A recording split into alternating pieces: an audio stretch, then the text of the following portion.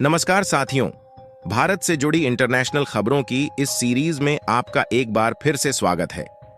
कुछ important highlight खबरों की बात करें तो अभी अभी खबर निकलकर आ रही है कि पहली बार बांग्लादेश की अंतरिम सरकार मोहम्मद यूनुस भारत के सामने झुकते हुए दिखाई दे रहे हैं। दरअसल उन्होंने कल के दिन पहली बार भारत के प्रधानमंत्री पीएम मोदी से फोन कॉल पर बात किया और जो बात पीएम मोदी और बांग्लादेश के बीच हुई है, इससे यह बात पूरी तरह से नजर आ रही है कि बांग्लादेश की अंतरिम सरकार के लीडर मोहम्मद यूनुस भारत की बातें मानने के लिए तैयार हो रहे हैं और उन्हें भारत के सामने झुकते हुए देखा जा रहा है। वैसे तो मोहम्मद यूनुस इस रास्ते पर आते हुए इसलिए दिखाई दे रहे हैं क्योंकि न सिर्फ उन पर भारत का दबाव पड़ रहा है, बल्कि यूनाइटेड नेशन ने भी अपने पहले कदम को बांग्लादेश के खिलाफ उठा लिया है, जिसमें यूनाइटेड नेशन के द्वारा हिंदुओं और अल्पसंख्यकों पर हो रहे अत्याचारों की जांच के लिए उनकी एक टीम बांग्लादेश में जल्द ही आ रही है और बांग्लादेश की नई अंतरिम सरकार पर कोई अपराध का कलंक न लग पाए, इसलिए उन्होंने भारत के पीएम मोदी से पहली बार फोन कॉल पर बात की है। वहीं दूसरी तरफ आज भारत के द्वारा वॉइस ऑफ ग्लोबल साउथ शिखर सम्मेलन की तीसरी मेजबानी की गई, जिसमें भारत के अलावा Bhutan, Nepal, Fiji, Marshall island और श्रीलंका के साथ साथ बांग्लादेश जैसे अन्य कंट्रीज ने पार्टिसिपेट किया, जिससे न सिर्फ इन देशों के साथ भारत का कंट्रोल बराबर बना रहेगा, बल्कि साथ ही इन देशों के साथ भारत का ट्रेड रिलेशंस और भी ज्यादा मजबूत बनाने की शुरुआत भारत के द्वारा की जा चुकी है। आज की इस वीडियो में भारत, बांग्लादेश, यूनाइटेड नेशन और voice of global south summit से जुड़ी कुछ ऐसी इंटरनेशनल खबरों को बताने वाले हैं जो कि भारत के नजरिए से बेहद ही इंपॉर्टेंट है। लेकिन आगे बढ़ने से पहले इस वीडियो को लाइक करके चैनल को सब्सक्राइब जरूर कर लीजिए,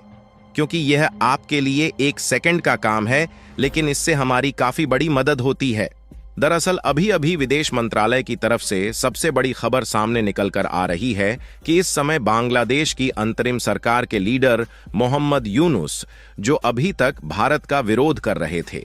लेकिन इसी बीच कुछ ऐसा हुआ कि उन्होंने पहली बार भारत के प्रधानमंत्री पीएम मोदी से फोन कॉल पर बात की है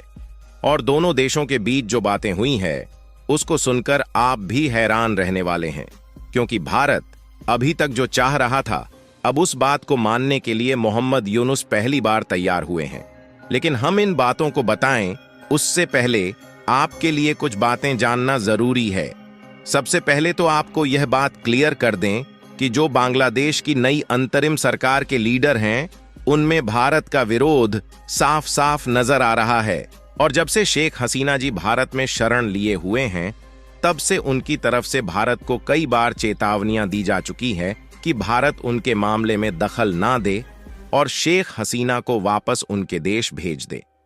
यहां तक कि देखा जाए तो 12 दिन से भी अधिक होने को है,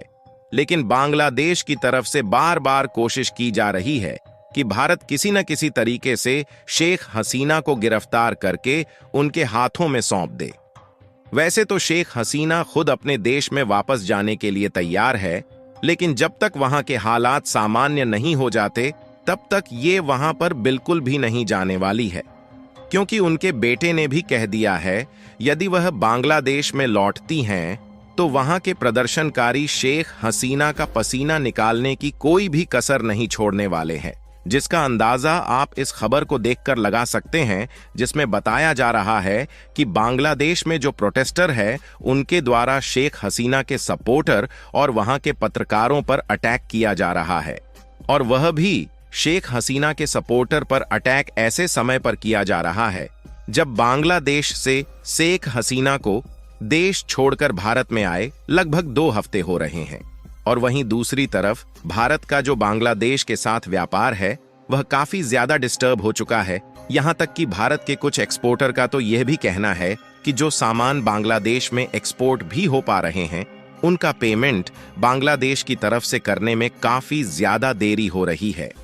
क्योंकि बांग्लादेश के हालात कुछ महीने पहले से ही बिगड़ना शुरू हो गए थे और 1-2 महीने पहले ही बांग्लादेश की अर्थव्यवस्था सड़क पर आ गई थी। इसके अलावा भारत के पॉलिसी मेकर और भारत की ऐसी इंडस्ट्रीज जो बांग्लादेश में अपने अलग अलग प्रोडक्ट को भेजती हैं।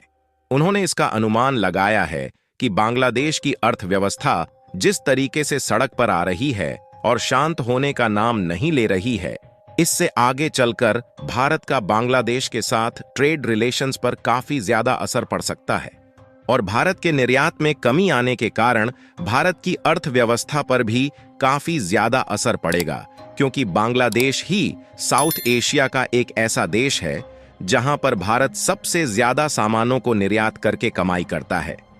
जहां हर साल भारत $12 बिलियन के सामानों को बांग्लादेश में एक्सपोर्ट करता है, जिसमें खाने पीने की वस्तुओं से लेकर कपड़े और अन्य मशीनरी इक्विपमेंट शामिल है।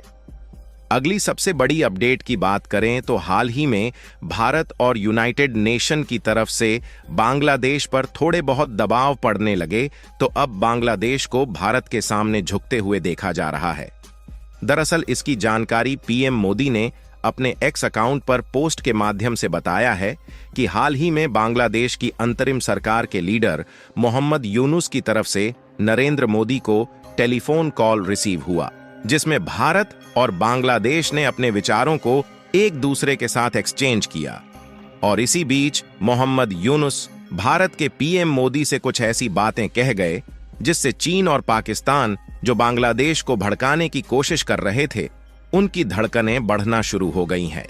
दरअसल भले ही मोहम्मद यूनुस को शुरुआत में भारत विरोधी माना जा रहा था, लेकिन इन्होंने भारत के द्वारा किए गए समर्थन का धन्यवाद देते हुए कहा कि भारत ने हमेशा ही लोकतांत्रिक स्थिरता और शांतिपूर्ण के साथ साथ बांग्लादेश की प्रगतिशील के लिए हमेशा आगे रहा है। यानी कि बांग्लादेश की नई अंतरिम सरकार ने भारत को यह बताने की कोशिश की कि अभी भी हम भारत के साथ हैं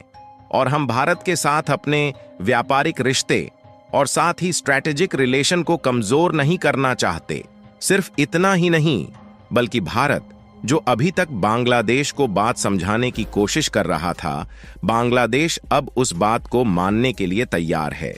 इसकी जानकारी पीएम मोदी ने एक्स पर पोस्ट के माध्यम से खुद दिया है, जिसमें बताया गया है कि मोहम्मद यूनुस ने बांग्लादेश में हिंदुओं और सभी अल्पसंख्यकों की सुरक्षा के लिए कई बड़े कदम उठाने का वादा किया है। वैसे तो यहां पर भारत के पीएम मोदी के पास टेलीफोन कॉल करके बांग्लादेश सरकार की तरफ से यह बात कहना हमारे लिए चौंकाने वाली बात है,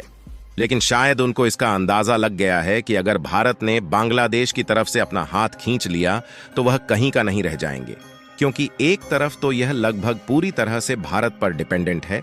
और वहीं दूसरी तरफ यूनाइटेड नेशन ने भी बांग्लादेश के खिलाफ अपने कदम को उठा लिया है और उनकी तरफ से बांग्लादेश में जो अत्याचार हो रहा है, इसकी जांच करने के लिए हाई लेवल की टीम भेजी जा रही है। और इसी बीच आज के दिन voice of global south summit Bharat के द्वारा होस्ट की गई, जिसमें Bhutan, Mauritius, Nepal, Fiji, Marshall island और श्रीलंका के साथ साथ बांग्लादेश के मोहम्मद यूनुस भी शामिल हुए थे, जिसमें भारत ने इन देशों के साथ मिलकर आगे बढ़ने पर जोर दिया। बाकी आप लोगों को क्या लगता है कि बांग्लादेश की अंतरिम सरकार ने जो वादा किया है, उसके मुताबिक हिंदुओं पर होने वाले अत्याचार को बचाने के लिए कोई बड़ा कदम उठाने वाली है या नहीं? अपनी राय कमेंट में जरूर बताएं और इस वीडियो को एक लाइक करके अपने मित्रों तक शेयर जरूर करें ताकि उन्हें भी जानकारी मिल सके। इसी तरह और भी नॉलेजेबल वीडियो देखने के लिए चैनल को सब्सक्राइब करके बेल आइकन को ऑल पर जरूर सेलेक्ट करें।